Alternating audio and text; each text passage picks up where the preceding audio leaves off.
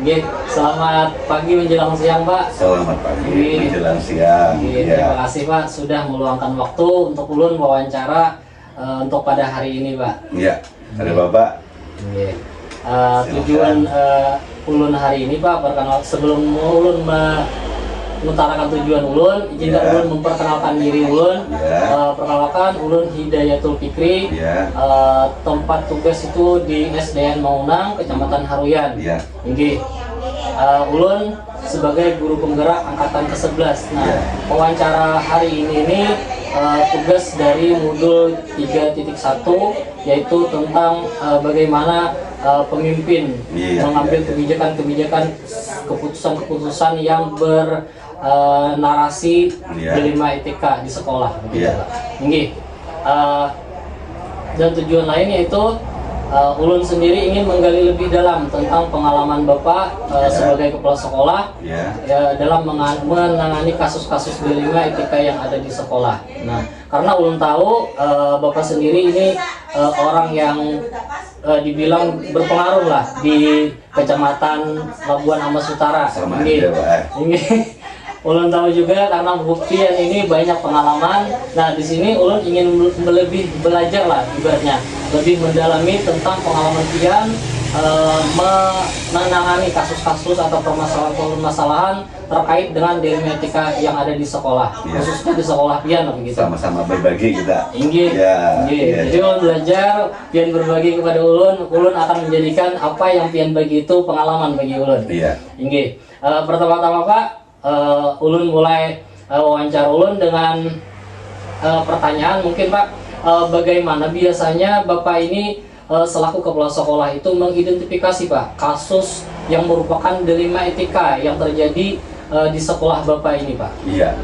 Sebenarnya untuk masalah ini cukup sederhana. Biasanya dilema etika muncul ketika ada dua pilihan. Yang pertama itu sama-sama benar, namun contohnya seorang siswa berprestasi ketahuan melanggar aturan. Satu sisi dia berprestasi, namun satu sisi dia melanggar aturan sekolah kita. Nah, di situ untuk penanggulangannya, apakah kita lebih fokus pada prestasinya, kemudian atau tetap menegakkan disiplin? Itulah mungkin dilema yang dihadapi kepala sekolah dengan permasalahan ini. Oh, ini Pak. Jadi kalau dari identifikasi kasus pian ini, di satu sisi lain pian harus mengapresiasi prestasi dari kasus-kasus ini. Di satu sisi lain pian juga tidak boleh itu mengabaikan aturan-aturan yang ada di sekolah. Benar. Oke. Nah, dalam kasus seperti itu Pak, bagaimana biasanya Bapak ini mengambil keputusan? Apa yang menjadi pertimbangan Bapak untuk menjadi sebuah keputusan begitu Pak? Dalam pengambilan keputusan kita bisa menggali ke stakeholder sekolah, misalnya berbicara dengan semua pihak yang terlibat. Saya coba memahami situasinya dari berbagai sudut pandang. Kemudian setelah itu saya mempertimbangkan mana yang paling penting untuk jangka panjang, seperti bagaimana menjaga keseimbangan antara aturan dan penghargaan pada usaha siswa. Saya mencari solusi yang adil dan tapi tetap manusiawi. Ya. Oh, jadi harus di salah satu pihak dan pihak yang lain itu harus bijaksana, adil Pak. Ya. Jadi tidak merugikan pihak yang lain. Benar. Dan pihak yang lainnya.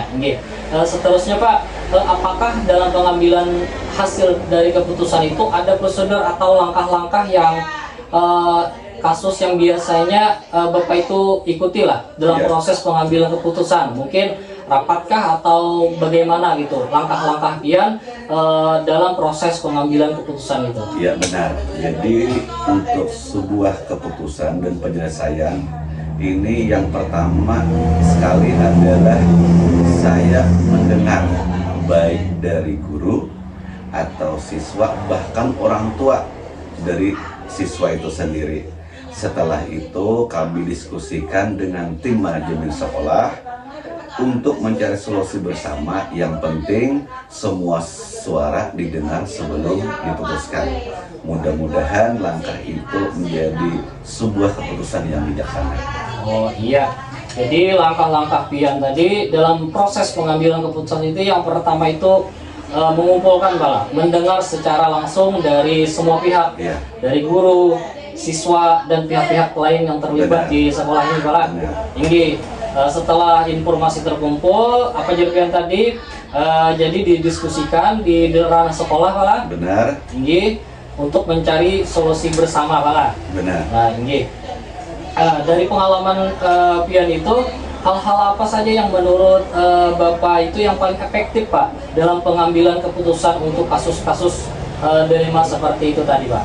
Yang terpenting adalah keterbukaan Oh, ini. dalam berkomunikasi. Jika semua pihak merasa didengar, kemudian keputusan biasanya lebih mudah diterima. Selain itu, fleksibilitas juga penting. Tidak semua kasus bisa diselesaikan dengan aturan sama.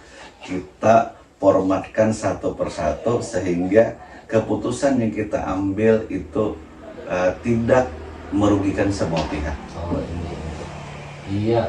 Jadi ulun bisa tarik kesimpulan. Jadi kunci Pian dari hal-hal yang paling efektif dalam pengambilan keputusan ini komunikasi yang terbuka Pak. Benar. Ya, merupakan kunci Pian dari proses pengambilan keputusan ini. Iya.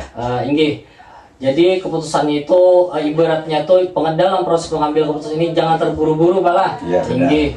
Inggih. Jadi proses-proses ini kalau menurut ulun bisa ulun terapkan di kemudian hari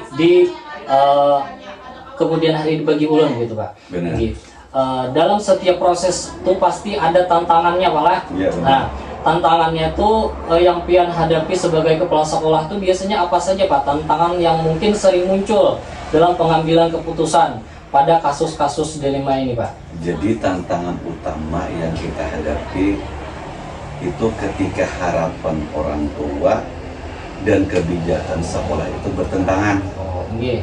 Nah, kadang orang tua ingin lebih lunak, sementara kami dari pihak sekolah harus konsisten dengan aturan. Kadang-kadang memang aturan kita bahasanya tidak menyenangkan bagi semua pihak. Tentu ada yang tidak merasa senang. Cuma kita kondisikan bagaimana aturan itu tetap ditegakkan di sekolah kami. Jadi tantangan terbesarnya Pak, harapan itu kada sinkron ibaratnya Benar, lah, antara iya. orang tua dan pihak sekolah Ya, tidak sinkron. Jadi itu tantangan yang terbesar mungkin dalam proses pengambilan keputusan ini Benar. Pak. Nggih. Nah, dalam ketika Bapak menghadapi situasi tersebut itu Pak, apakah Bapak biasanya menyelesaikan masalah itu langsung di tempat, misalnya hari itu langsung diselesaikan, atau lebih sering tuh mengatur pertemuan khusus dahulu? ya. Jadi untuk membahasnya mungkin seperti Dalam itu Pak. penyelesaian suatu masalah itu kalau memungkinkan saya lebih suka menyelesaikannya secepat mungkin. Oh, nggih. Langsung di tempat, tetapi kalau rumit tentu kita jadwalkan pertemuan lanjutan dengan pihak yang terkait. Iya, Jadi tergantung kasusnya Pak, apa Benar. yang diselesaikan. Benar. Jadi kalau masalahnya cukup sederhana, tidak rumit, itu mau tidak mau tuh secepat mungkin harus Benar. Pak. Nah, Iya. kalau masalahnya ini kompleks, jadi mungkin ada menjadwalkan pertemuan tertentu, waktu tertentu untuk menyelesaikan masalah-masalah ini Pak. benar. Seterusnya Pak, apakah ada mungkin di sekolah ini ada seseorang gitu atau faktor-faktor yang menjadi mempermudah Bapak dalam mengambil keputusan atau kasus-kasus dilema ini? Mungkin seseorang atau faktor apa gitu yang mempermudah dia? Benar.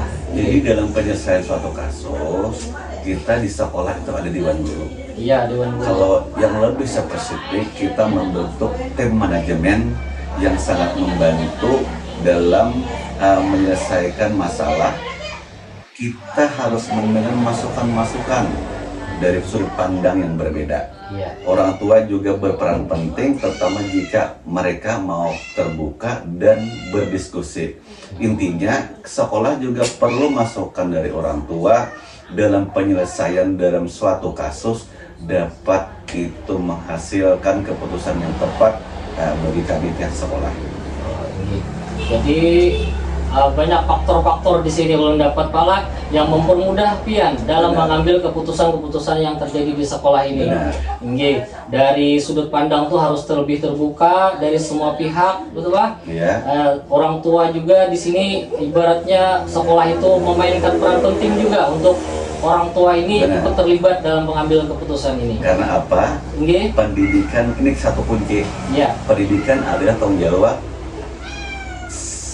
sekolah, ya, orang tua, ya, dan masyarakat. Iya. Nah, jadi ini bentuk sinergitas di sekolah, Pak. Iya.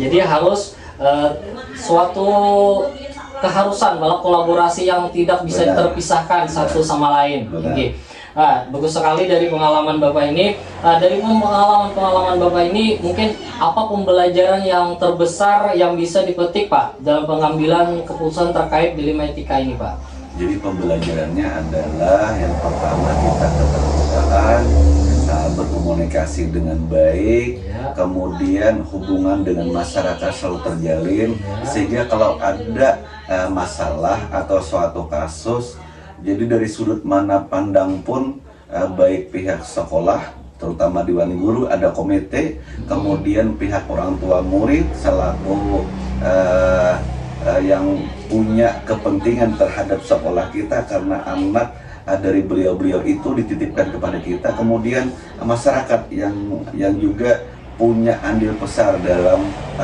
pendidikan di sekolah kami.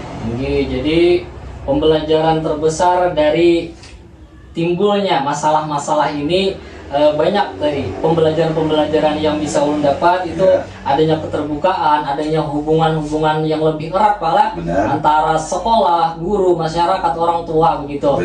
Dan juga kalau kita mengambil perspektif dari berbagai pihak kolaborasi tadi, jadi kesalahan-kesalahan dari luar itu ibaratnya tuh tipis gitu.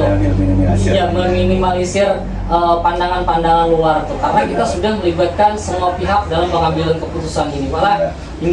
Mungkin itu saja Pak dari wawancara kita hari ini. Ulun mengucapkan banyak terima kasih atas waktunya. Sama-sama. Ulun mengucapkan juga terima kasih atas pembelajaran pian tentang berbagi praktek baik pian tentang pengambilan keputusan yang dimana proses ini yang sangat baik untuk diterapkan bagi ulun lah, itu ulun yang masih muda ini dalam mengambil keputusan itu masih labil lah ibaratnya. Jadi pengalaman ini sangat berharga bagi ulun untuk dipakai ke depannya begitu Pak. Jadi ulun ucapkan terima kasih, semoga bermanfaat dan membuka wawasan ulun untuk ke depannya Pak. Amin. Mungkin itu aja Pak dari ulun. Ulun akhiri. Assalamualaikum warahmatullahi wabarakatuh. Waalaikumsalam warahmatullahi wabarakatuh. Iya Pak.